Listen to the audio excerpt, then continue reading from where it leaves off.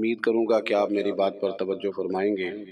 مختصر سے وقت میں بات کرنی ہے اور کسی بات کو کھینچنا نہیں ہے، لمبا نہیں کرنا، جتنا وقت کم سے کم لیا جا سکے اسی میں بات مکمل کرنے کی کوشش کی جائے گی۔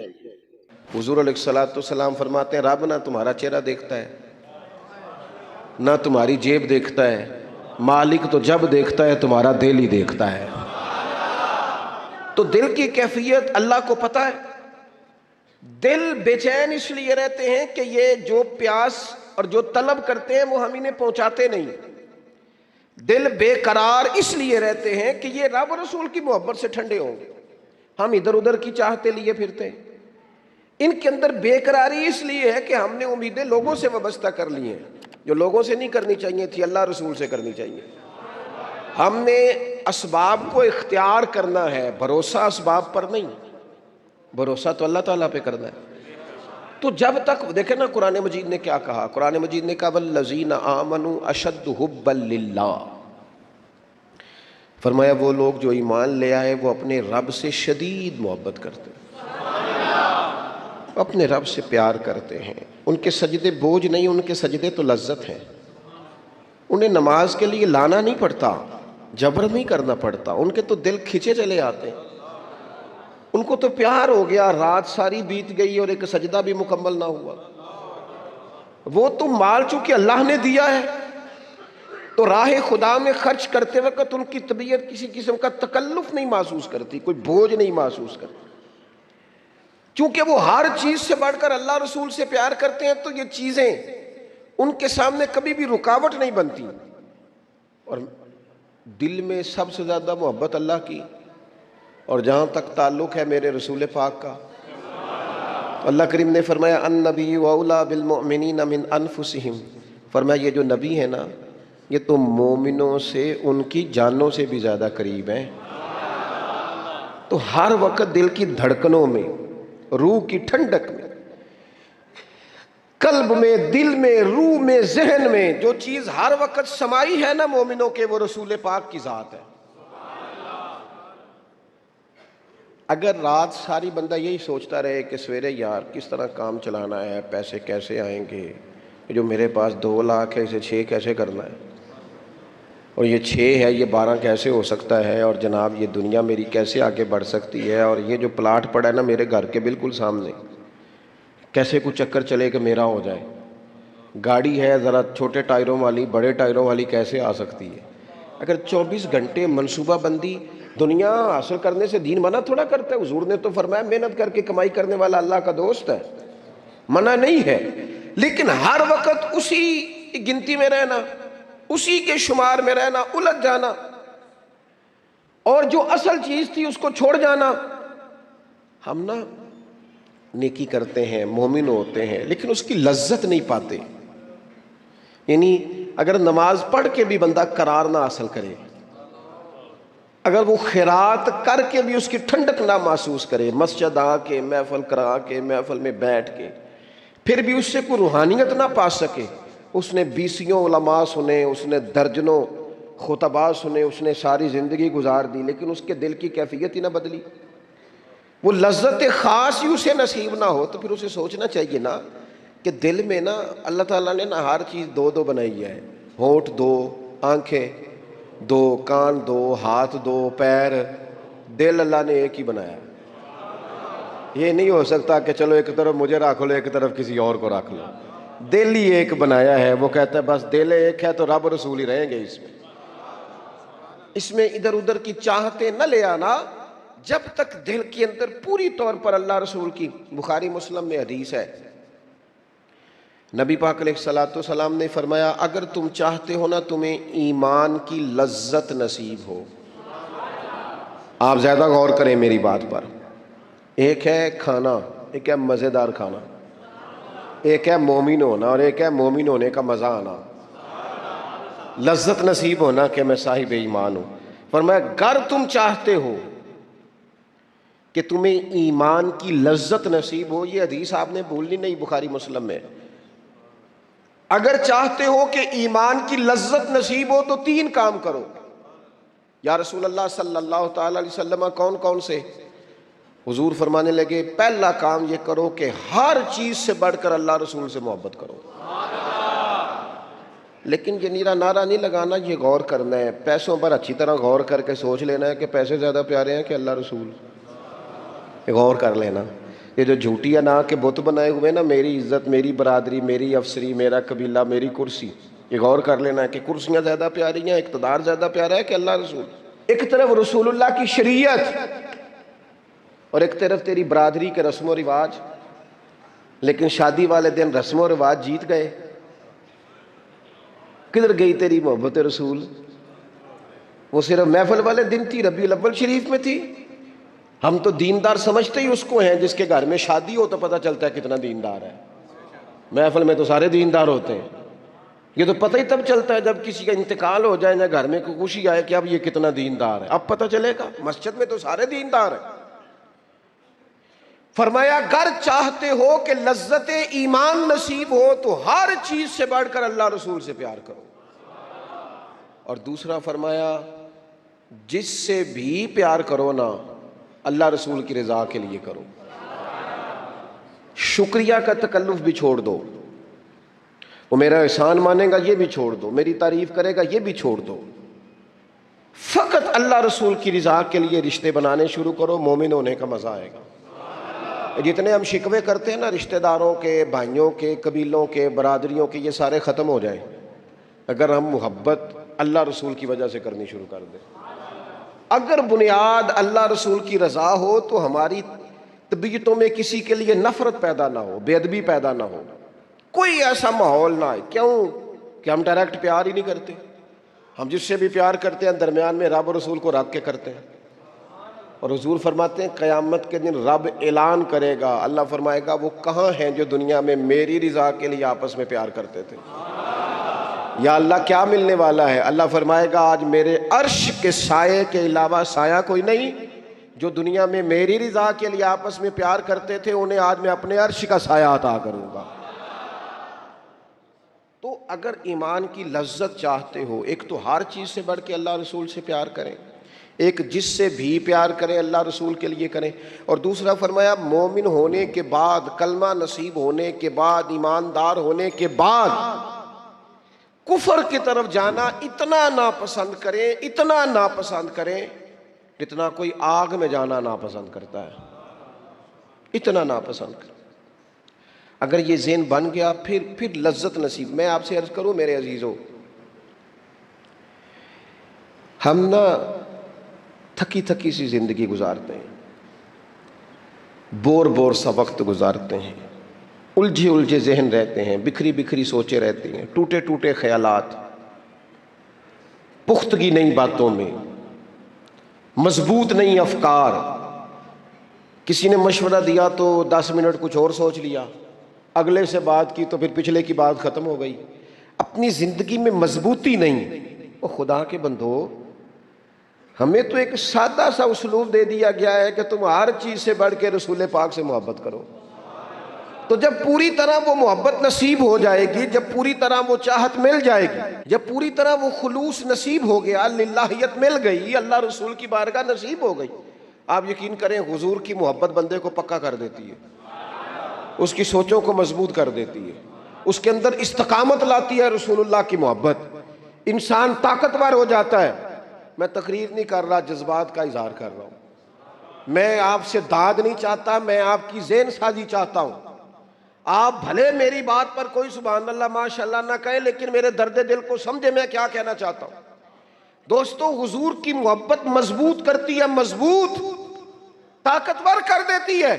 نہ سمجھ آئے تو سیدنا بلال سے پوچھ کے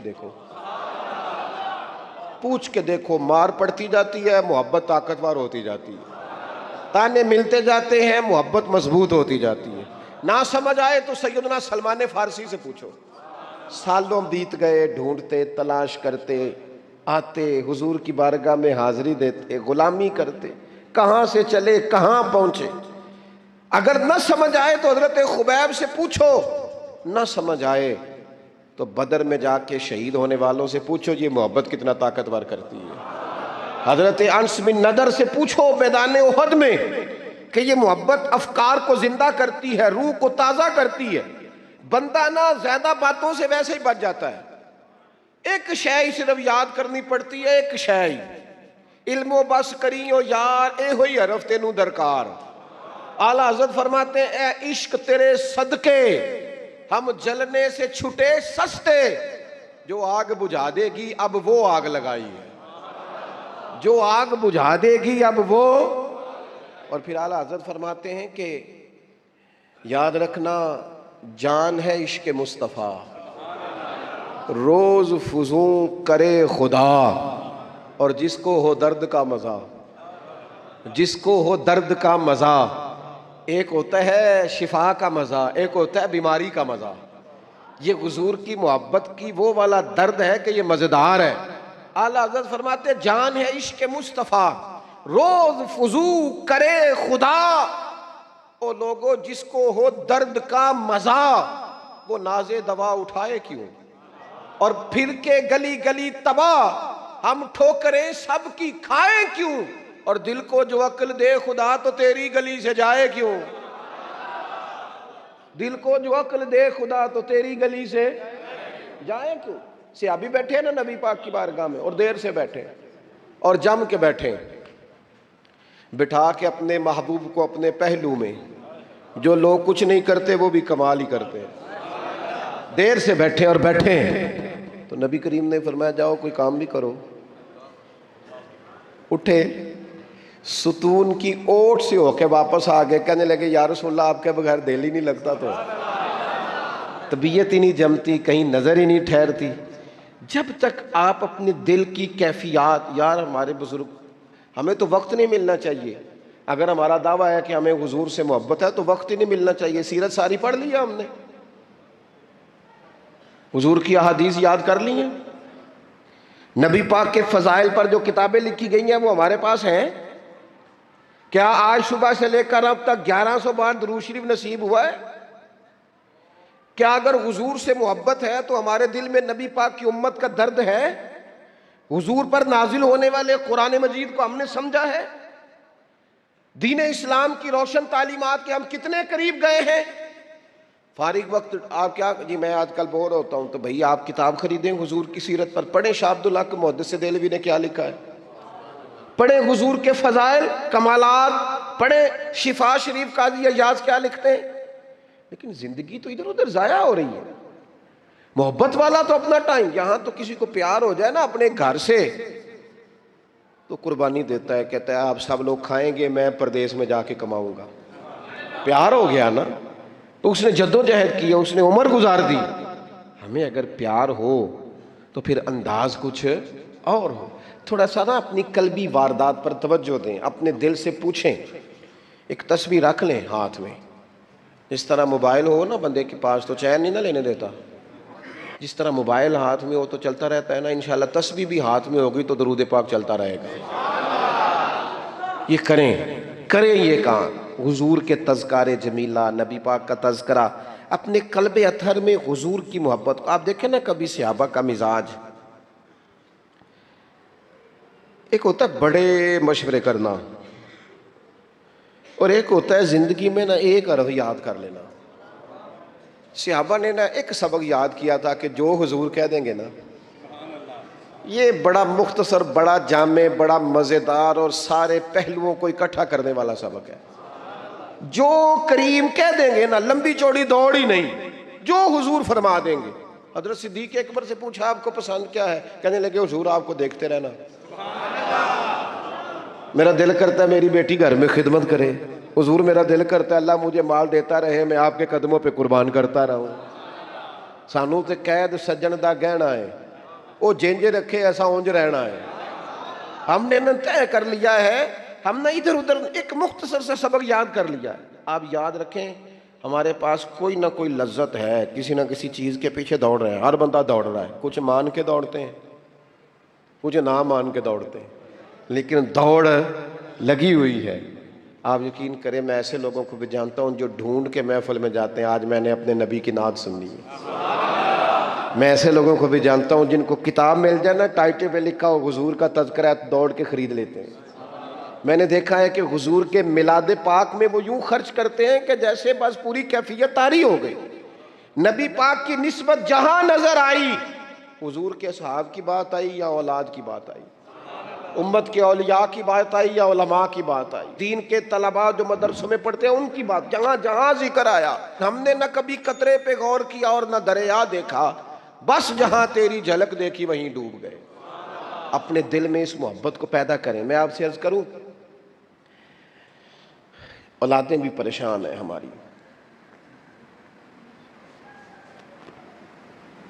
ہم نے بچوں کو پیسے دیے ہیں، ٹائم نہیں دیا. ہم نے بچوں کو گھر دیا ہے، خاندانی ماحول نہیں دیا. اب شکوہ صرف بچے سے نہیں کہ وہ موبائل پہ ہے، ابا بھی تو موبائل پہ ہی ہے نا، وہ بھی تو نہیں نا چھوڑ رہا. بچے جو چھوٹے موٹے سوالات اپنے ماں باپ سے پوچھتے تھے تو ایک خاندانی روایات، ان کا حسن منتقل ہوتا تھا، وہ اب رخصت ہو رہا ہے. بچے اپنے گھروں میں، آپ کو پتہ ہے یہ صحابہ کی اولادیں کیوں جان قربان کرتی تھی نبی پاک پہ؟ انہوں نے گھر میں جو دیکھا تھا نا اپنے ماں باپ کو کرتے تو وہ تیار تھے. ایک سے ایک بڑھ کر تھا. حضرت عمر بن جموح جنگ میں آئے تو چاروں بیٹوں سمیت آئے، اولادیں ساتھ آئیں ان کی. کیوں؟ انہوں نے اپنے بچوں کو وقت دیا، ٹائم دیا، ان کی تربیت کی. دیکھیں، ایک ہے میں تقریر کروں، تقریر سے بھی بچے سیکھیں گے. ایک ہے کہ جو ان کا باپ کرتا ہے. میں اکثر ایک مثال دیتا ہوں، میں کہتا ہوں کہ کئی دفعہ گھر میں نا اماں کہتی پتر چپ کر جا، تیرا ابا آج کل پریشان ہے، ناراض ہو جائے گا، چپ کر، ابھی بات نہ کرنا، کاروباری ٹینشن چل رہی ہے. ہوتا ہے کہ نہیں؟ پتر آج نہ بات کرنا، آج تیرے ابا جی کا موڈ نہیں ٹھیک، ہوتا ہے نا.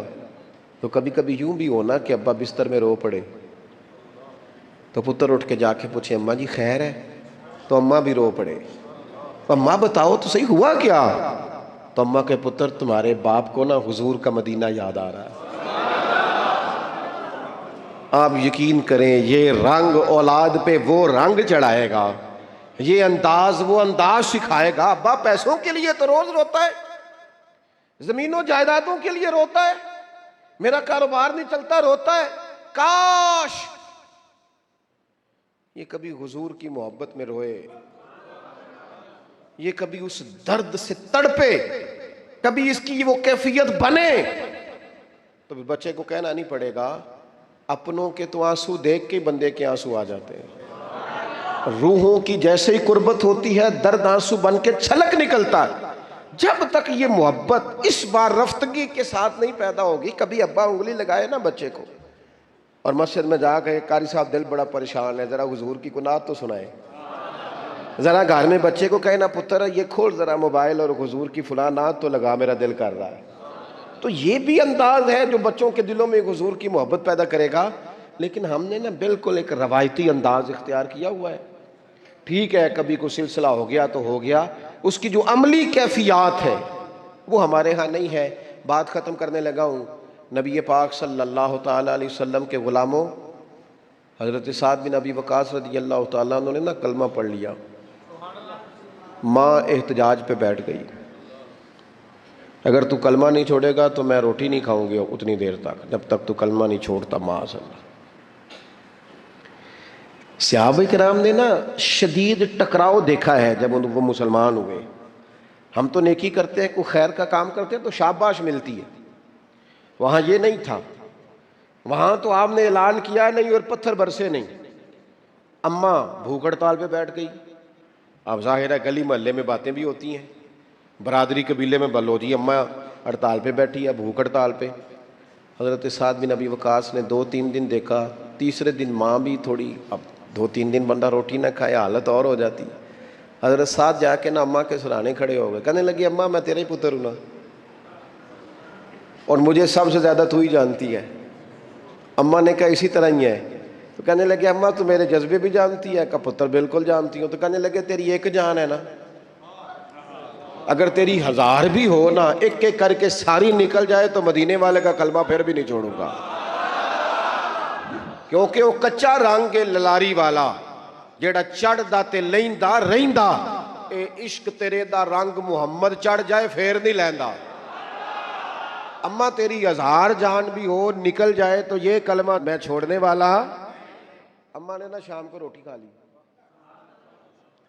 لوگ کہنے لگے اماں بھوک ہڑتال ختم, کہنے لگی میرا پتر ہے میں جانتی ہوں. یہ جو اسے یہ والی میں ہر کام چھڑا لیتی تھی, پر یہ جو پیار ہوا ہے نا یہ چھڑایا جا سکتا, یہ نہیں چھڑایا جا سکتا. وہ دنیا دے جھگڑے اساں چھوڑ دیتے, سیاست دے جھگڑے اساں چھوڑ دیتے, محبت دا جھگڑا ہے چھڑا کوئی نہیں سکتا, یہ چھڑا کوئی نہیں سکتا. میرے دوستو خاص پیار کریں, درود شریف پڑھ کے سوئیں. سجدہ اس نیت سے بھی کبھی کر کے دیکھیں کہ حضور نے فرمایا نماز میری آنکھوں کی ٹھنڈک ہے. آپ نا تھوڑا سا اپنی زندگی میں مثبت تبدیلی پیار والی لائیں. اس نیت سے فجر کی نماز سر پہ کپڑا باندھ کے پڑھیں کہ امامہ حضور کی سنت ہے. 3.5 گز کپڑا لے لیں, اس کو سر پہ باندھیں لپیٹیں, اس نیت سے کہ یہ میرے رسول کا طریقہ ہے.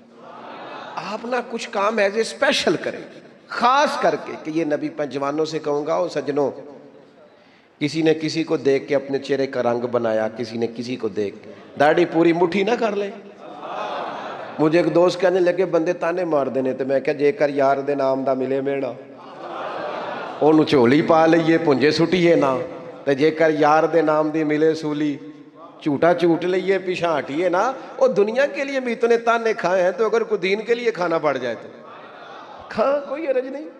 داڑھی شریف پوری ہوتی ہے مٹھی, یہ نہیں ہوتی جو آج کل ہماری اپنی مرضی کا سٹائل ہے نا, یہ اپنی مرضی کا نہیں ہے. داڑھی دا وزن ہوتا ہے, یعنی پوری مٹھی ہو تو کوئی وزن اٹھانا پڑتا ہے, تو مسئلہ کیا ہے. تو چھوٹی والے نے بھی بندے مولوی صاحب ہی آندے نے, تو کیوں نہ پھر بندہ پوری کر لے. تو یہ 3-4 کام کریں تاکہ عملی ثبوت تھوڑا سا شروع ہو جائے. ٹینشن کس گھر میں زیادہ آتا ہے؟ جس میں بہت زیادہ سہولیات ہوتی ہیں, بہت زیادہ سرمایہ ہوتا ہے, 2-4 نوکر ہوتے ہیں, وہاں انزائٹی بھی ہوتی. کیوں کہ دکھ ہمیشہ انسان کے ساتھ رہتا ہے. جب رزق کا, صحت کا, بچوں کا سارے دکھ نکل جاتے ہیں, بندے کو سہولت آتی ہے تو اب پریشان تو رہنا ہی ہے. لقد خلقنا الانسان فی کبد, اللہ نے انسان کو مشقت میں پیدا کیا ہے. اب انزائٹی آ جاتی ہے, ڈپریشن آتا ہے, ٹینشن آتی. نبی پاک صلی اللہ تعالیٰ علیہ وسلم نا طبیب روحاں ہیں, حضور دلوں کے طبیب ہیں. محبوب کو اللہ نے یہ کمال دیا ہے کہ حضور دل کی دنیا بدل ڈالتے. یعنی حضور کی بارگاہ عالی مرتبت میں جو آتا نا, باطنی طور پر, روحانی طور پر وہ تبدیل ہو جاتا, اس کی کیفیات بدل جاتی. کفر, شرک, نفاق, ہر چیز سے وہ دور ہو جاتا, حتیٰ کہ ہرس, ہوس, لالچ, یہ ساری بیماریاں اس کی جان چھوڑ جاتی. خدا را میری اس بات پر خاص توجہ کرنا, ہم بھی اگر چاہتے ہیں نا بے چین روحیں چین پائیں,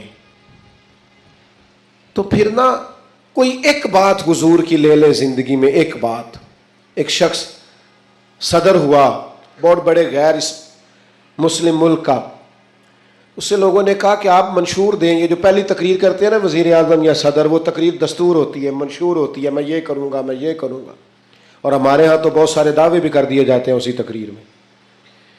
اس سے کسی نے کہا کہ اتنے ملک کے آپ صدر بنے ہیں تو ملک کیسے چلائیں گے؟ تو اس نے کہا میرے پاس مسلمانوں کے نبی کی ایک حدیث ہے صلی اللہ تعالی علیہ وسلم, میرا وہی دستور ہے, وہی منشور ہے. کہا وہ کیا؟ تو بڑی عام روایت ہم سب کو آتی ہے, نبی پاک علیہ السلام نے فرمایا مومن وہ ہے جو اپنے لیے پسند کرے وہی اپنے بھائی کے لیے بھی پسند کرے. وہ کہنے لگا بس میں نے طے کر لیا ہے, جو میرے اور میرے بچوں کے لیے اچھا ہوگا سارے ملک کے لیے وہی کریں گے. اسی میں ہم اپنا سارا دستور اور منشور رکھتے ہیں. حضور سید عالم صلی اللہ تعالیٰ علیہ وسلم کا کمال یہ تھا کہ حضور کی بارگاہ میں جو لوگ آتے تھے وہ قلبی اطمینان محسوس کرتے تھے. قلبی, آپ اندر سے مطمئن ہو نا تو سادی روٹی بھی لذت دیتی ہے, لیکن ذہنی طور پر آپ کسی آزمائش کا شکار ہو تو جتنے مرضی اچھے کھانے پکا لیں. حضور کی بارگاہ عالی مرتبت میں کمال یہ ملا لوگوں کو کہ انہیں اطمینان قلبی, فقیری میں بھی. سیدہ طیبہ طاہرہ حضرت خدیجہ الکبریٰ رضی اللہ تعالیٰ 20 گویا کنیزیں تھیں جناب خدیجہ کے گھر کام کرنے, ملکہ تھیں وہ تو گویا مکے کی, لیکن جب نبی پاک کی بارگاہ میں آئیں تو سارا مال خیرات کر دیا. وہ جن کے کام کوئی کرتا تھا وہ خود چولہے میں ایندھن جلاتی، وہ خود کھانا پکاتی، سارے کام کاج کرتی۔ آپ اچھی طرح جانتے ہیں کہ بندہ غریب سے امیر ہو تو وقت گزر جاتا ہے، خدا نہ خواستہ امیری سے غریبی آ جائے تو عادتیں اب اور بن چکی ہوتی ہیں، حالات خراب ہو جاتے ہیں۔ جناب خدیجہ رضی اللہ تعالی عنہ اس قدر زیادہ مطمئن تھی اپنی وہ زندگی پر کہ محبوب کے لیے کھانا پکا کر وہ باورچی خانے سے نکلی اور لا کر حضور کی بارگاہ میں پیش کیا تو حضور فرمانے لگے خدیجہ آپ کے آنے سے پہلے جبریل امین آ گئے، اور انہوں نے آن کر کے فرمایا ہے کہ یا رسول اللہ خدیجہ آ رہی ہے، خدیجہ کا رب کہتا ہے میرا خدیجہ کو سلام کہہ دیجئے گا۔ وہ راحت، وہ اطمینان، وہ قرار، وہ سکون۔ حضرت مصعب ابن عمیر رضی اللہ تعالیٰ عنہ بڑی امیر ماں کے بیٹے تھے۔ مکہ شریف میں سب سے اعلیٰ گھوڑا، سب سے اچھے کپڑے اور سب سے مہنگا رہن سہن شارحین نے لکھا اس شخص کا تھا، حضرت ابن عمیر رضی اللہ تعالیٰ۔ لیکن مشکات میں حدیث ہے، حضرت مولا علی شیر خدا حدیث کے راوی ہیں، فرماتے ہیں ایک دن حضرت مصعب ابن عمیر رضی اللہ تعالیٰ عنہ مسجد نبوی میں آئے تو ان کی حالت یہ تھی کہ ٹاٹ کا لباس پہنا ہوا تھا، کلمہ پڑا ہے، مسلمان ہوئے ہیں، حالات کا سامنا ہے، وقت میں اور طرح کا رخ اختیار کر لیا ہے، اور ایک پیر میں گویا جوتا ہے دوسرے میں نہیں ہے، کوئی کام کیا چلے گئے۔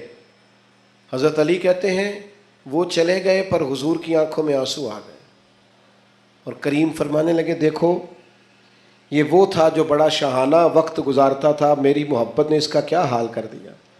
لیکن حضرت مصعب ابن عمیر سے جب بھی کسی نے پوچھا حال کیا ہے تو انہوں نے کہا جو اطمینان اللہ نے اب عطا فرمایا ہے نا، جو سکون، وہ قرار، چونکہ مقصد حیات ہاتھ آ گیا نا، معرفت الہی مل گئی ہے نا، ہم نے نبی پاک علیہ السلام کی صورت میں اللہ کی وہ دلیل دیکھ لی ہے نا، زندگی کسی کام لگ گئی ہے، ہمیں اپنا اٹھنا بیٹھنا کام کرنا نتیجہ خیز محسوس ہونے لگا، کچھ زندگی کو کوئی کام مل گیا، میری خانہ بدوشی کو گھر نصیب ہو گیا، مجھے کوئی رستہ میسر آ گیا، تو لہٰذا اطمینان قلبی، چین، سکون، یہ بہرحال اسی رستے میں موجود ہے جو رستہ رسول پاک نے عطا فرمایا۔ دل بے چین ہے، طبیعتیں بے قرار ہیں، شکوے ہی شکوے ہیں، پریشانیاں ہی پریشانیاں۔ میرے دوستو، ہمارے ہاں جو اضطراب ہے، جو بے چینی ہے، جو ذہنی تناؤ ہے، کسی آدمی کو لوگ اچھا سمجھنے کو تیار نہیں، بدگمانیاں ہیں، ہر گروہ دوسرے کے بارے میں، ہر محکمہ دوسرے کے بارے میں، ایک طبقہ زندگی سے تعلق رکھنے والے لوگوں سے دوسرے کے بارے میں رائے پوچھے تو سخت لہجوں کے اندر اس طرح کا مزاج ہے کہ ہم اکٹھے رہتے ہیں پر دور رہتے ہیں ایک دوسرے۔ خدا را آؤ نا میلاد کے موسم بہار میں اپنے محبوب سے فیض حاصل کریں، اطمینان قلبی کا بندوبست کریں، اپنے دلوں کو حضور کی محبت کا فیضان دیں۔ ہم تھوڑا ٹھہرنا سیکھیں، تھوڑی بردباری سیکھیں، تھوڑا علم سیکھیں، تھوڑا تدبر سیکھیں، اپنے نبی کریم علیہ السلام سے حکمت سیکھیں، دانائی کے سوتے ہماری طبیعتوں سے پھوٹے۔ دو قسم کے لوگ مطمئن زندگی گزارتے ہیں، دو قسم کے حکماء نے لکھا دو بندے، ایک جو جس کے پاس جائز پیسے ہوں اور وسیع ہوں، ناجائز پیسے وسیع ہوں تو وہ بھی بے چین رکھتے ہیں، بندہ مطمئن نہیں رہتا، الجھا رہتا ہے۔ جائز پیسے ہو اور وسعت ہو رزق میں تو انسان مطمئن ہوتا ہے۔ اور دوسرا، اگر اللہ کتاب و سنت کا علم عطا کر دینا، پھر طبیعت میں وہ ٹھہراؤ آتا ہے، وہ سکون آتا ہے۔ تو یاد رکھنا، نبی پاک کی صرف باتیں پڑھ لی جائیں نا، سیرت پاک کو پورا پڑھ لیا جائے، حضور علیہ الصلوۃ والسلام کا وقار، بردباری، معاملہ فہمی، تدبر، حضور علیہ السلام کا حقوق العباد کا چارٹر، انسانی حقوق کے تعلق سے سرکار کے ارشادات۔ یعنی میں بڑے زمانے سے دوستوں سے یہ کہتا ہوں کہ 1 مہینہ پہلے بیٹی کے فرنیچر کا آرڈر دیتے ہو، کم از کم مہینہ پہلے اور 15 دن پہلے بیٹے کی شیروانی اور سوٹ، کم از کم 15 دن پہلے. کاش ان دونوں کو تم کسی ایسی جگہ بھی لے جاؤ جہاں انہیں میاں بیوی کے حقوق کا درس بھی ملے. اگر نوجوانوں کو پتا ہو کہ 3 طلاقیں اکٹھی دینے سے طلاق ہو جاتی ہے، قبل اس کے پتا ہو تو جو سینکڑوں کیسز روز طلاق کے آتے ہیں اور وہ پچھتا رہا ہوتا ہے بعد میں، لیکن چونکہ اب اس نے دروازہ ہی بند کر دیا ہے، 3 طلاقیں دے، کیا کیا جائے؟ مسائل کا پتہ ہی نہیں، آگاہی نہیں. ہمارے گھروں میں انقلاب آئے گا. گھروں میں ایک حدیث ہے نا سرکار کی، ایک کہ نبی پاک علیہ السلام نے فرمایا کسی باپ کا اپنے بیٹے کے لیے، بیٹی کے لیے سب سے بہترین تحفہ یہ ہے اسے اچھا ادب سکھا دے. لو آپ یہ کام کر کے دیکھیں، کل کو اسی بیٹے کی بیوی کتنے سکون سے وقت گزارے گی. اگر اس کے آداب زندگی ٹھیک ہوئے تو اس کے بچے کتنے اطمینان سے وقت گزارے. اس کے دوست کہیں گے یار کیا آدمی ہے، اس کے ساتھ بیٹھے تو زندگی خوبصورت ہو جاتی. ہم نے کیا کیا ہے؟ ہم نے اپنے بے چین دل کو چین نہیں دیا، حضور کی بارگاہ سے فیض یاب نہیں کیا. بے حکمت اور بے ترتیب زندگی، الجھے خیالات، ٹوٹتی بکھرتی سوچیں، وسوسوں کے غلبے ہم نے اپنے اوپر اوڑھ لیے ہیں. میلاد النبی کے اس موسم بہار میں واپس لوٹئے اور دروازہ رسول کی طرف رجوع کیجئے. قیامت تک کے لیے اب نبوت کا دروازہ بند ہے. قیامت تک کے لیے جسے بھی اطمینان اور سکون ملے گا صرف گنبد خضرا والے محبوب کی بارگاہ سے ملے گا. لیکن ہمیں اب نعروں کی دنیا سے، اب ہمیں جذباتی گفتگو کی دنیا سے باہر آ کر حقیقت پسندی کا مزاج اختیار کرنا ہوگا. ہمیں وہ چیزیں اختیار کرنی ہوگی اور عملاً اپنی زندگی میں نافذ العمل کرنی پڑیں گی. پھر آپ دیکھیے گا خود بخود کہ بڑے الجھے ہوئے لوگوں کی زندگی میں بھی آپ اپنے آپ کو مطمئن پائیں گے. درویش کیوں مطمئن رہتے تھے؟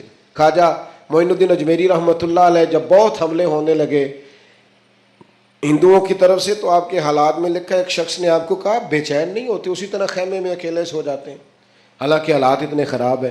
تو خواجہ صاحب فرمانے لگے میں کو لوارث ہوں، عقیدہ توحید والا ہوں، حالات خراب ہو گئے تو کیا ہوا، بچ گیا تو تبلیغ کروں گا، دنیا سے چلا گیا تو شہادت کی زندگی نصیب ہو جائے گی. ہر طرح سے خیر ہی خیر ہے، دونوں جانب سے کرم ہی کرم ہے. تو مومن کی یہ شان ہوتی ہے کہ وہ تو مطمئن ہوتا ہے، اس کو تو اللہ تبارک و تعالیٰ سکون عطا کرتا ہے. لیکن ہمارا الجھاؤ اب خطرناک ہو گیا ہے. تو 4 باتیں میں نے آپ کی خدمت میں عرض کی. ایک تو حکمت، حضور امی ہے، پردانائی، تدبر، معاملہ فہمی. اور دوسری بات رسول اللہ صلی اللہ علیہ وسلم نے ہمیں عظمت کردار سکھائی. اپنی زندگی کے چاروں جانب اصولوں کی دیوار کھڑی کریں، اپنے اصولوں کی روشنی میں آپ جئیں. کوئی آ رہا ہے کوئی جا رہا ہے، یہ کام چلتا رہے، لیکن آپ کو اپنے اصول توڑنے نہیں ہیں.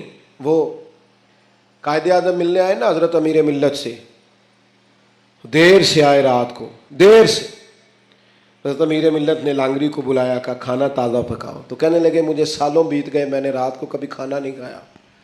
تو حضرت امیر ملت کہنے لگے مجھے آدھی صدی ہونے کو ہے، میں نے بغیر کھانا کھلائے مہمان سونے کا بھی نہیں دیا.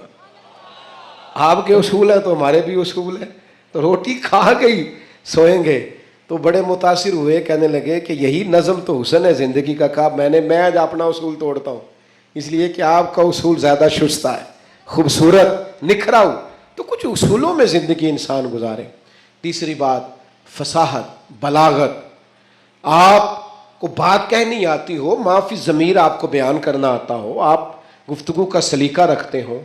اور چوتھی گزارش جو میں نے آپ کی خدمت میں عرض کی ہے وہ یہ ہے کہ ہمیں اب اطمینان قلبی کی طرف بڑھنا ہے. حضور سے فیضان لینا ہے، دل بدلنے والا، ظاہری حلیے نہیں. آپ مجھ سے ناراض نہ ہوئیے گا، لیکن میں اکثر یہ روتا رہتا ہوں کہ صرف پگڑی باندھنا، داڑھی رکھنا اور مسواک کرنا ہی سنت نہیں، سچ بولنا بھی سنت ہے. ایک صاحب میرے پاس آ گئے. اب جب آپ کے پاس کوئی شخص آتا ہے تو آپ دروازہ تھوڑی بند کر سکتے ہیں. آ گئے ملنے کے لیے تو انہوں نے آ کے نہ موبائل نکالا، کہنے لگے 100 سے زیادہ تقریریں ہیں آپ کی تقریر سنے بغیر میں سوتا نہیں. آئے سیاسی مقصد کے لیے، میں آپ کی تقریر سنتا ہوں. میں نے کہا اللہ آپ کو جزائے خیر دے، مجھے تو پوری دنیا سے لوگ کہتے ہیں تقریر سنتا ہوں، چلے مہربانی ہے، مجھے تب فائدہ جب کوئی تقریر سن کے اثر بھی کرے، تو چلیں خیر آپ کہہ رہے ہیں تو اچھی بات ہے۔ انہوں نے اس پر اور تھوڑا زور دینا شروع کیا، تو کئی دفعہ نا تکلیف ہوتی ہے کہ یار آپ کیا سمجھتے ہیں سامنے والا پاگل ہے، بیوقوف ہے، اور جو ساتھ لے کے آنے والے ہوتے ہیں وہ بھی خیال نہیں کرتے ہم کیا کہہ رہے ہیں، آپ پاگل سمجھ رہے ہیں سامنے والے کو کہ آپ جھوٹی تعریف کریں گے سامنے والا مان جائے گا؟ ڈرنا چاہیے اللہ تعالیٰ سے۔ یہ بڑی تقریر، یہ آپ وہ جو آپ نے ایک موقع پہ کہا تھا، میں نے اسے کہا، میں نے کہا صاحب آپ نے 10 دفعہ کہا ہے تو میں نے سن لیا ہے، لیکن مجھے 1% بھی خوشی نہیں کہ آپ مجھے سنتے ہیں۔ یہ کام آپ الیکشن کے بعد آ کے میرے ساتھ کرتے ہو تو مجھے بڑی خوشی ہوتی، مجھے تسلی ہوتی کہ آپ واقعی مجھے سنتے ہیں۔ یہ کیا بات ہوئی؟ پتہ نہیں اب آپ کس کس کو جا کے یہ کہیں گے، کس کس کے ساتھ آپ یہ زاویہ نگاہ لگائیں گے، جو تجھے دیکھ کے پھر کسی اور کو بھی دیکھے، جو تجھے دیکھ کے پھر کسی اور کو بھی دیکھے، تماشائی ہے وہ طالب دیدار نہیں۔ تو میں نے کہا آپ تماشائی بن کے نہ آئے، مہربانی فرمائیں، جائیں کہیں اور جا کے۔ کیا سمجھا لوگوں نے؟ جس طرح کا موڈ آئے گا، جس کے ساتھ آپ جائیں گے۔ اب تو اتنا ماحول عجیب ہو گیا، پہلے کو کسی بزرگ سے ملتا تھا نا، کسی کو نیک سمجھ کے تو کہتا تھا حضرت میرے لیے دعا کرنا، اب کو ملتا ہے تو کہتا ہے حضرت جی اوراں ویکھیا جے تہاڈی سیلفی لینی ہے۔ یہ کون سا دین؟ آپ مذہب کے نام پہ بھی وہی ملمہ سازی، وہی بناوٹ۔ تو جب راز کھلے گا، وَحُصِّلَ مَا فِي الصُّدُورِ، جب سینوں کی چیزیں باہر آئیں، میں کہتا ہوں آج راز کھل جائے، مشکل ہو جاتا ہے، لوگ وضاحتیں دیتے پھرتے ہیں۔ جب قیامت میں راز کھلیں گے، سب سے پہلے دیندار شخص کو دیکھنا چاہیے۔ میرے نبی پاک علیہ السلام نے فرمایا سب سے پہلے جہنم میں ریاکار عالم دین کو ڈالا جائے گا، عالم کو سب سے پہلے دوزخ میں ڈالا جائے گا، اس لیے کہ اس نے اپنا قد اونچا کرنے کے لیے دین کو ٹیشو پیپر بنایا۔ جب سلیمان بن عبد الملک حکمران بنا تو سلیمان بن عبد الملک جو تھا اس کو شوق تھا شادیاں کرنے کا، یہ بھی شوق ہوتا ہے بادشاہوں۔ اس زمانے میں لوگ شادی کی بات کرتے تھے، نکاح کی بات کرتے تھے، بیاہ کی بات کرتے تھے، تو پورے ماحول کے اندر ایک چیز پیدا ہو گئی تھی۔ لیکن جب حضرت عمر بن عبدالعزیز کا زمانہ آیا تو وہ راتوں کو عبادت کرتے تھے، وہ وظائف پڑھتے تھے، وہ قرآن پاک کی تلاوت کرتے تھے، وہ اللہ کا ذکر کرتے تھے۔ تو پھر ایک ماحول بن گیا جو ذکر الہی کا ماحول تھا، پھر ایک ماحول بن گیا جو تقوی کا ماحول تھا، پھر ایک ماحول مارد وجود میں آیا جو پرہیزگاری کا ماحول تھا۔ عام عوام بھی اللہ کے ذکر کی باتیں کرنے لگی، عام ماحول بھی اس طرح۔ حضرت عمر بن عبدالعزیز نے سب سے پہلا یہ کام کیا کہ بادشاہی پروٹوکول ختم کرائے، ختم ہو گئے پروٹوکول۔ آپ نے فرمایا کوئی شاہی خاندان کا بندہ آئے تو کسی کا کوئی پروٹوکول نہیں ہے، میرا بھی کوئی پروٹوکول نہیں ہے، بلکہ آپ نے فرمایا کسی خطیب کو، کسی امام کو اجازت نہیں کہ میرا نام لے کے میرے لیے دعا کرے۔ سب مسلمانوں کے لیے دعا کرنا، فرمانے لگے الحمدللہ میں مسلمان ہوں، جب تم مسلمانوں کا نام لے کے دعا کرو گے تو میں بھی اندر ہی آ جاؤں گا۔ اضافی طور پر نام لے کے دعا کرنے سے بھی روک دیا، بلکہ ایک عورت عراق سے آئی، اس کی 5 یتیم بچیاں تھیں تو اسے ضرورت تھی وظیفے کی۔ اس نے آ کے پوچھا حضرت عمر بن عبدالعزیز کا گھر کہاں؟ تو لوگوں نے فرمایا وہ سامنے جو ٹاٹ اور بوریے کا پردہ لٹک رہا ہے وہ عمر بن عبدالعزیز کا گھر ہے۔ دروازے پہ دستک دی تو ایک عورت اندر برتن دھو رہی تھی، پوچھا السلام علیکم امیر المومنین سے ملنا ہے۔ وہ کہنے لگی اس درخت کی چھاؤں میں بیٹھ جاؤ، ابھی تشریف لاتے ہیں۔ تھوڑی دیر گزری تو حضرت عمر بن عبدالعزیز آئے تو کنویں سے پانی نکال کے نا، سین میں کنواں تھا تو جو جگہ میں مٹی اڑ رہی تھی نا، گرد اڑ رہی تھی، ہوتا ہے نا عصر کے بعد لوگ پانی پھینکتے ہیں، وہاں پانی پھینکنے لگے، چھڑکاؤ کرنے لگے۔ تو تھوڑی تھوڑی باتیں وہ خاتون آپ سے کرنے لگی، تو وہ جو عورت آئی تھی نا وہ کہنے لگی تم غلام سے باتیں کر رہی ہو، تمہیں پردہ کرنا چاہیے۔ وہ کہنے لگی یہ غلام نہیں، یہ میرے شوہر ہیں اور یہ امیر المومنین عمر بن عبدالعزیز ہیں۔ کہنے لگی یہ عمر بن عبدالعزیز ہے؟ کہا ہاں یہ عمر بن عبدالعزیز ہے۔ تو وہ خاتون حاضر ہوئی، کھجوریں اس کو دی گئیں کھانے کے لیے۔ اس نے کہا حضور میری 5 یتیم بیٹیاں ہیں، مجھے وظیفہ چاہیے۔ جناب عمر بن عبدالعزیز نے ایک بیٹی کا نام پوچھا، ولدیت پوچھی، وظیفہ لکھا۔ عورت کہنے لگی اللہ تیرا شکر ہے میری بچی کا وظیفہ لگ گیا۔ دوسری کا نام پوچھا، ولدیت پوچھی، عمر پوچھی، وظیفہ لگایا، اللہ تیرا شکر ہے میری یتیم بچی کا وظیفہ۔ 4 بچیوں کے وظیفے عمر لکھتے رہے، خاتون اللہ کی حمد کرتی رہی۔ 5ویں کا لکھنے لگے تو کہنے لگی میں نے زمانہ بڑا دیکھا ہے پر عمر بن عبدالعزیز تیری طرح کا بندہ نہیں دیکھا۔ آپ فرمانے لگے اب میں 5ویں کا وظیفہ نہیں لکھتا، 4 کا وظیفہ جا کے گورنر سے منظور کرا لے اور 4 کو کہنا تھوڑا تھوڑا 5ویں کو بھی دے دے۔ حضور کیوں نہیں لکھتے؟ فرمایا جب تک تو حمد کے لائق رب کی حمد کر رہی تھی میں وظیفے لکھ رہا تھا، اب تو نے میری تعریفیں شروع کر دی۔ اپنی تعریف پر کیسے وظیفہ لکھوں؟ وہ تو حمد کے لائق ہے، اس کی حمد ہونی چاہیے، لیکن میں اپنی تعریف پر، اپنی خوشامد پر میں نہیں لکھتا۔ جا اللہ تعالیٰ تیری لیے بہتری کرے۔ وہ خاتون کہتی ہے میں وہاں سے آئی، مجھے مہینوں لگ گئے، سفر لمبا تھا، عراق پہنچی تو عراق کے گورنر کو جب میں نے وہ روکا دیا تو ان کی چیخیں نکل گئی، تڑپ کے روئے۔ میں نے کہا کیا ہوا؟ کہنے لگی بی بی جس نیک آدمی نے تجھے یہ لکھ کے دیا تھا نا، چند دن ہوئے ان کا انتقال ہو گیا۔ عمر بن عبدالعزیز پردہ فرما گئے۔ وہ خاتون پھر روئی، کہنے لگی یتیم بیٹیوں کا اب کیا بنے گا، اس رکے کا کیا بنے گا؟ تو آپ فرمانے لگے بی بی جب امیر عمر بن عبدالعزیز جیسا ہو تو گورنروں کو بھی اللہ کچھ توفیق دے ہی دیتا ہے۔ اگر انہوں نے تیرا وظیفہ زندگی میں لکھا تھا تو فکر نہ کر، جب تک میں زندہ رہوں گا وظیفہ پہنچتا رہے گا۔ آپ کے گورنر نے لکھا کہ حضرت صاحب گورنر ہاؤس کی عمارت کمزور ہو گئی ہے، نہیں بنا لوں، تو آپ فرمانے لگے تو عدل کا قلعہ کیوں نہیں بناتا، انصاف کی دیواریں کیوں نہیں کھڑی کرتا؟ فرمایا چھوڑ اینٹیں لگانا، عدل و انصاف کا قلعہ بنا۔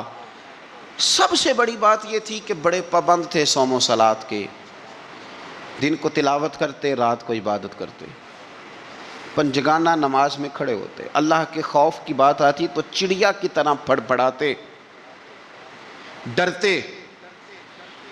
آپ کی اہلیہ کہنے لگی عمر بن عبدالعزیز یہ کیفیت کیسے ہوئی؟ فرمانے لگے ایک ذہن میں بات بیٹھ گئی تھی کہ رب نے حساب پوچھنا ہے اور میں نے حساب دینا ہے، تو جس کو پتا ہونا میں نے حساب دینا ہے اور مجھ سے کسی نے حساب پوچھنا ہے، پھر سمجھیں، حساب دینا ہے اور کسی نے حساب پوچھنا ہے، حساب دینا ہے اور حساب، تو فرماتے ہیں جب یہ ذہن بن گیا نا کہ میں نے حساب دینا ہے اور رب نے حساب پوچھنا ہے، تو بس پھر میں نے حساب کر کے رکھنا شروع کر دیا۔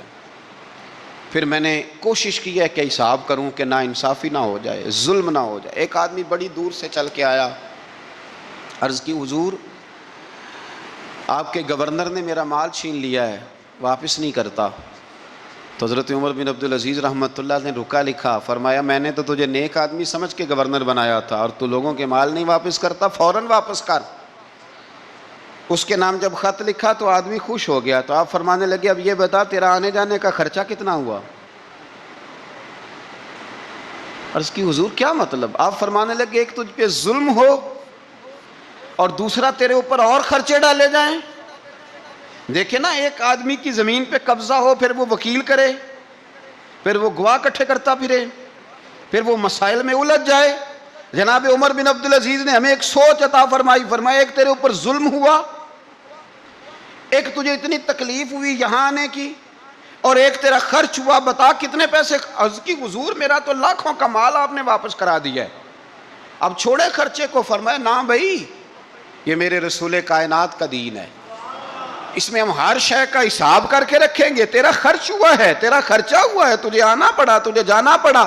اور دنیا کے منصفوں، فیصلے کرنے والوں، تھوڑا خیال تو کرو کتنے لوگ ہیں جو رول گئے بیچارے رستوں میں کچہریوں کے، جو عدالتوں کے چکر لگا لگا کے تھک گئے، جن کی اولادیں تڑپ اٹھیں، مکان بک گئے، انہوں نے اپنے حقوق کیا لینے تھے، ان کی تو باقی چیزیں بھی چلی گئیں۔ فرمایا خرچہ بتا کتنا ہوا؟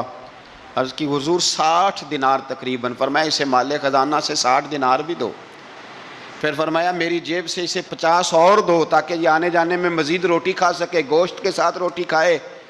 اور پھر فرمایا معاف کر دینا، حکومت عمر بن عبدالعزیز کی تھی پر تجھے بڑی تکلیف اٹھانی پڑی، اذیت اٹھانی پڑی۔ یارو اس رنگ میں اس شخص نے حکومت کی، اس انداز میں، اور سب سے بڑھ کر بنو امیہ میں سے تھے، لیکن میرے رسول پاک کی اولاد سے جو پیار، حضور کی نسل سے کسی نے آپ کے سامنے کہہ دیا، امام جلال الدین سیوطی نے اس کو لکھا ہے، کسی نے عمر بن عبدالعزیز رضی اللہ تعالیٰ عنہ کے سامنے کہہ دیا یزید امیر المومنین تھا، مومنوں کا امیر تھا، فرمایا پکڑو اس بدذات کو 20 کوڑے مارو، پکڑو اس نالائق کو، اسے 20 کوڑے مارو، یہ نبی پاک کے خاندان کے قاتل کو امیر المومنین کہتا ہے۔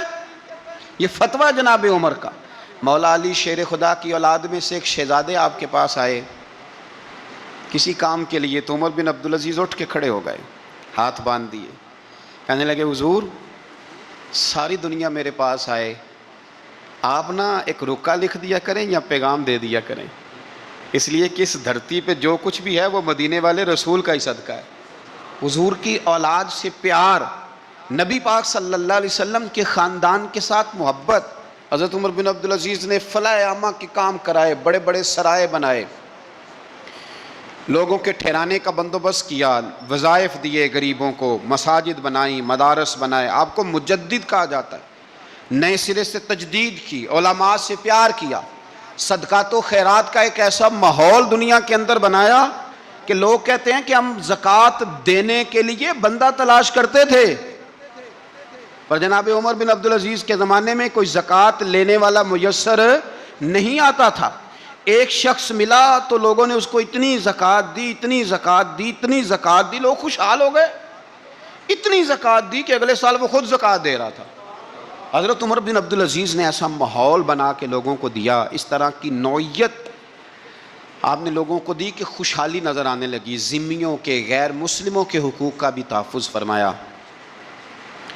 39 سال عمر پائی، صرف نمازیں بھی پڑھ گئے، صدقے بھی دے گئے، عبادتیں بھی کر گئے، 2.5 سال حکومت بھی کر گئے، اللہ رسول کو راضی بھی کر گئے۔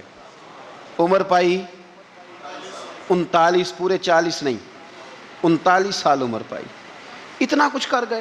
ہم تو بھی انتظار میں رہتے ہیں، ہم تو بھی انتظار میں اٹھ فریدہ ستیا تے داڑھی آ گیا ہی پور، اٹھ فریدہ، یہ ستیا کا مطلب بابا جی نے غفلت بیان کیا ہے۔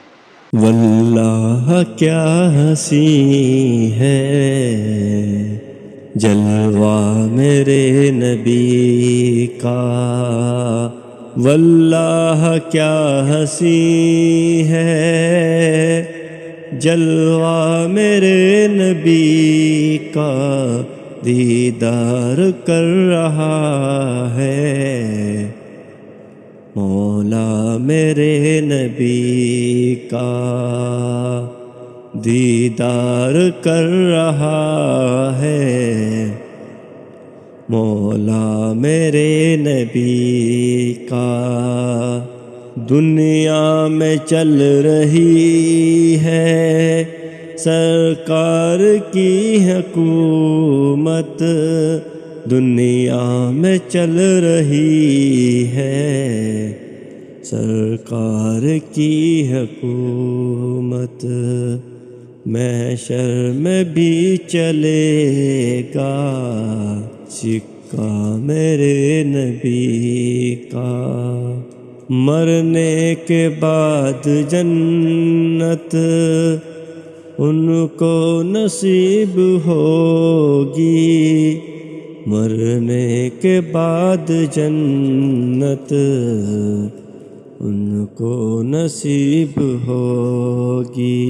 میدان کربلا میں گھر بار کو لٹا کے، میدان کربلا میں گھر بار کو لٹا کے، شیر علی نے گاڑا جھنڈا میرے نبی کا۔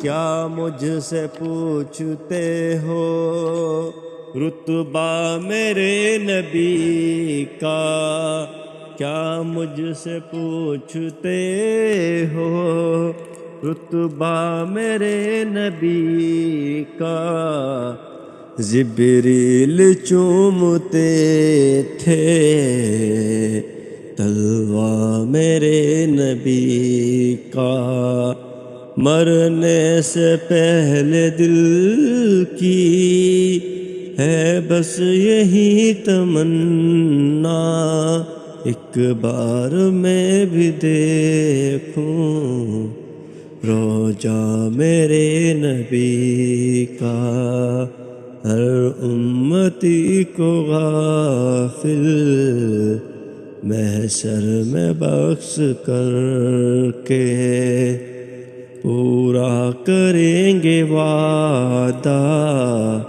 میرے نبی کا۔ واللہ کیا حسین ہے جلوہ میرے نبی کا، دیدار کر رہا ہے مولا میرے نبی کا۔ اس کا مطلب یہ نہیں کہ سچی مچی سویا ہوا تھا، کہتے تو غافل ہے، اٹھ فریدا، ستیا داڑھی آ گیا پور ہوئے، اگا نیڑے آ گیا ہی، پچھا رہ گیا ہی دور۔ 40 سال کی عمر میں آپ کو زہر دے دیا گیا، کچھ لوگوں کو برداشت نہیں نہ ہوا۔ ایک شخص آیا رکا لے کے، اس نے کہا حضور پچھلا خلیفہ میرے نام 20,000 دینار لکھ گیا ہے پر وہ فوت ہو گیا ہے، تو آپ یہ رکا ہے مجھے 20,000 دینار دے دیں۔ آپ فرمانے لگے سنبھال کے رکھ، شاید میرے بعد والا دے دے۔ رکا سنبھال کے رکھ، پر مجھ سے نہ امید رکھنا 20,000 دینار تو میں 20,000 گھر میں دوں گا اور 20,000 چولہے جلاؤں گا، میں ایک آدمی کو اتنا امیر کر دوں اور باقی لوگ دیکھتے رہے۔ آپ کو زہر دے دیا گیا، بیمار رہے، بچوں کو بلایا، فرمایا بیٹا میں جہنم سے ڈر گیا تھا، تمہارے لیے مال نہیں جمع کر سکا، بزدل نکلا، شدید علیل ہو گئے۔ وہ جو آیت میں نے پڑھی ہے نا، آپ کی اہلیہ کہتی ہیں کہ آخری وقت آپ کی زبان پر وہ آیت جاری ہوئی، تلک الدار الآخرۃ نجعلھا للذین لا یریدون علوا فی الارض ولا فسادا والعاقبۃ للمتقین۔ فرمایا یہ آخرت کا گھر ہے، ان لوگوں کو ملے گا جو نہ زمین میں تکبر کرتے ہیں نہ فساد چاہتے ہیں۔ یہ آیت پڑھی اور روح پرواز کر گئی۔ مرنے سے پہلے، وصال سے پہلے 10 دینار یا 20 دینار دے کے اپنے بیٹے کو بھیجا، فرمایا گاؤں میں جاؤ اور میرے لیے زمین خریدو قبر کے لیے، اور اگر گاؤں والے خوشی سے دے دیں تو خریدنا، اور اگر انہیں دقت ہو تو انہیں تنگ نہ کرنا۔ 10 دینار کی زمین خریدنے کے لیے جب بیٹا جانے لگا تو اس نے کہا حضور کچھ لوگوں کی خواہش ہے کہ آپ کا جسد خاکی مدینے لے جایا جائے اور نبی پاک علیہ السلام کے پہلو میں آپ کو دفن کیا جائے۔ آپ فرمانے لگے پتر میں اس قابل نہیں ہوں کہ حضور کے ساتھ دفن کیا جائے، نہ میں اس قابل نہیں ہوں۔ اس طرح کرنا، میرے پاس حضور کے کچھ ناخن اور بال ہیں، جب میرا انتقال ہو جائے تو میری قبر میں رکھ دینا۔ اور پھر حضرت عمر بن عبدالعزیز نے فرمایا مجھے نہ سستا کفن دینا 2 دینار کا، اس سے زیادہ کفن نہ دینا، 2 دینار کا کفن۔ حضور آپ کا مال ہے کچھ پڑا ہوا تو اس میں سے اچھا کپڑا خریدا جا سکتا ہے، فرمایا نہ بھائی 2 دینار کا کفن خریدنا۔ حضور کیوں؟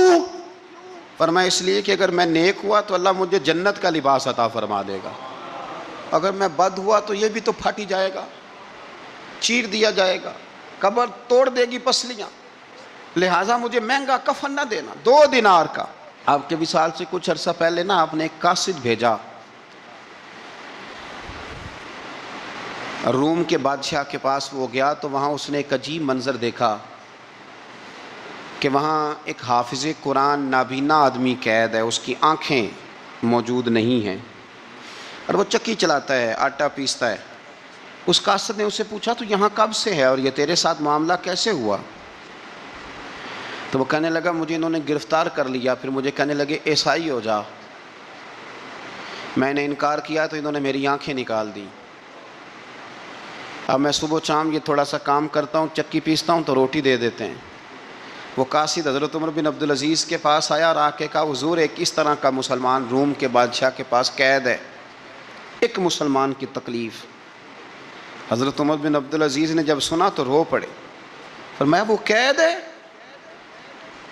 اور وہاں قید ہے اور ہم یہاں آرام سے بیٹھے ہیں۔ فوراً رکا لکھا، قاصد سے کہنے لگے واپس جا، روم کے بادشاہ کو جا کے کہہ کہ اس نابینا قیدی کو فوراً آزاد کرے، ورنہ میں ایک ایسا لشکر بھیجوں گا کہ اتنا بڑا لشکر بھیجوں گا کہ اس کا پہلا آدمی تیرے پاس ہوگا اور آخری میرے پاس ہوگا، اور تجھے پھر وہ بندہ چھوڑنا پڑے گا، تو ابھی چھوڑ دے، میں تجھے پیغام دے رہا ہوں۔ قاصد کہتا ہے جب میں رکا لے کے پہنچا، ظاہر ہے بڑا لمبا سفر ہوتا تھا، آنے جانے میں مہینوں بھی لگ جاتے تھے، کہتے میں نے رکا دیا تو اس نے پڑھا، کہنے لگا میری طرف دیکھ کے، رکا میں نے پڑھ لیا ہے، علماء علماء کو جانتے ہیں، تاجر تاجروں کو جانتے ہیں، تو بادشاہ بھی بادشاہوں کو جانتے ہیں۔ فرمایا تم مسلمان ہو، میں نہیں ہوں، پر اتنی تم اس درویش کی قدر کرتے ہو، میں تم سب سے بڑھ کر قدر کرتا ہوں۔ میں اس بندے کو لشکر لے کے آنے کی تکلیف نہیں دوں گا، میں ویسے ہی قیدی آزاد کرنے لگا، تم لے جاؤ۔ کہتے ہیں مجھے چند دن وہاں رہنا پڑا، کچھ لوازمات تھے جن کے لیے رکنا پڑا۔ ایک دن میں شاہ روم کے دربار میں گیا تو وہ تخت سے نیچے اتر کے رو رہا تھا، اور اس کی ہچکی بندھی تھی اور اس کے سینے سے آواز نکل رہی تھی۔ میں نے پوچھا لوگوں سے کیا ہوا، کہنے لگے خود ہی پوچھ لو۔ میں نے جا کے کہا بادشاہ کیا ہوا، کیوں رو رہے ہو؟ تو کہنے لگا آج دھرتی کا حسن اٹھ گیا ہے، آج سنگار ختم ہو گیا، آج دھرتی کا حسن اٹھ گیا۔ میں نے کہا کیا ہوا؟ کہنے لگے عمر بن عبدالعزیز انتقال کر گئے، تمہارا امیر چلا گیا۔ تو میرے دل میں خیال آیا، میں نے آہ بھری، میں نے کہا پھر ہمارے لیے کیا حکم ہے؟ تو فرمانے لگے وہ چلتا پھرتا راہب تھا، لوگوں کے پاس کچھ نہیں ہوتا تو وہ فقیر ہوتے ہیں، پر اس کے قدموں میں تو خزانے تھے، پر وہ پھر بھی فقیر تھا۔ فرمایا اس کا حکم اگر میں زندگی میں مانتا تھا تو مرنے کے بعد بھی بات مانی جائے گی، تمہارا قیدی بھی تمہیں واپس کیا جائے گا اور عمر بن عبدالعزیز کی بات بھی سنی جائے گی۔ کسی نے حضرت عبداللہ ابن مبارک سے کہا آپ بڑے زاہد ہیں، آپ نے دنیا چھوڑ دی۔ فرمایا میں تو عالم فاضل ہو کے زاہد ہوں، زاہد تو اصل میں عمر بن عبدالعزیز تھے جو بادشاہ ہو کے زاہد تھے۔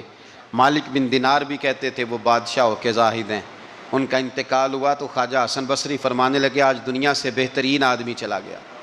حضرت سیدنا امام احمد بن حنبل فرمایا کرتے تھے جو عمر بن عبدالعزیز کا ذکر کرے رب تو اس پر بھی رحمت نازل فرمائے گا۔ ارے یہ تو وہ شخص ہے کہ جب تک موجود تھا تو حسن موجود تھا، اور آج بھی ان کا ذکر کریں تو اللہ دلوں میں نور پیدا کر دیتا ہے۔ حضرت عمر بن عبدالعزیز رحمۃ اللہ علیہ تو وہ نیک آدمی تھے کہ ایک شخص صاحب سے گفتگو کر رہا تھا، سرکاری بات چیت ہو رہی تھی تو چراغ بھی سرکاری جل رہا تھا۔ اس نے پوچھا حضور چلے سرکاری بات تو ختم ہوئی، طبیعت کیسی، حال کیا؟ فرمایا ٹھہر جو، ایک چراغ بند کر کے دوسرا جلا لیا۔ اس نے کہا حضور یہ کیا؟ آپ فرمانے لگے وہ سرکاری چراغ تھا، یہ میرا ذاتی ہے۔ جس شخص نے اتنی باریک بینی کے ساتھ تقوی اختیار کیا ہو، نبی پاک سے اتنی محبت کی ہو، دعا کرتے ہیں اللہ ان پہ کروڑوں رحمتیں فرمائے، اللہ ان پہ بے حساب برکتوں کا نزول فرمائے۔ دو باتیں حضرت عمر بن عبدالعزیز کی زندگی میں ہمیشہ غالب رہی، ایک تو دنیا ہونے کے باوجود دنیا سے دل نہیں لگا، یہ دو باتیں آپ نے یاد رکھنی۔ دل نہیں لگایا دنیا سے، مال تھا، دولت تھی، پر وہ اس چکر میں نہیں پڑے کہ یہ مہنگا جوڑا میرے گھر کیوں نہیں، یہ اعلیٰ کار کیوں نہیں، اب یہ والا میں نے گھر، ایک اینٹ پر دوسری اینٹ نہیں رکھی ساری زندگی، کیونکہ وہ سمجھتے تھے زندگی مختصر ہے تو 40 سال کی زندگی میں ہی کمال کر گئے۔ اور دوسرا حضرت عمر بن عبدالعزیز نے ہر وقت ایک چیز اپنے ذہن میں رکھی کہ مجھے اللہ کے سامنے کھڑے ہونا ہے، اور وَلِمَنْ خَافَ مَقَامَ رَبِّهِ جَنَّتَانِ، جو رب کے سامنے کھڑے ہونے سے ڈرتا ہے رب اسے 2 جنتیں عطا کرتا ہے۔ تو لہٰذا یہ 2 باتیں ہمیشہ ذہن میں رکھیں، یہ اتنا بناؤ سنگار، ہر وقت اپنے آپ کو سجانا، گھر سنوانا، گاڑی، یہ وہ، اتنا اس چکر میں نہ پڑیں، اور دوسرا ایک ذہن بنائیں کہ دنیا سے ہم لوگوں کو جانا ہے۔ آخر دعوانا الحمدللہ رب العالمین۔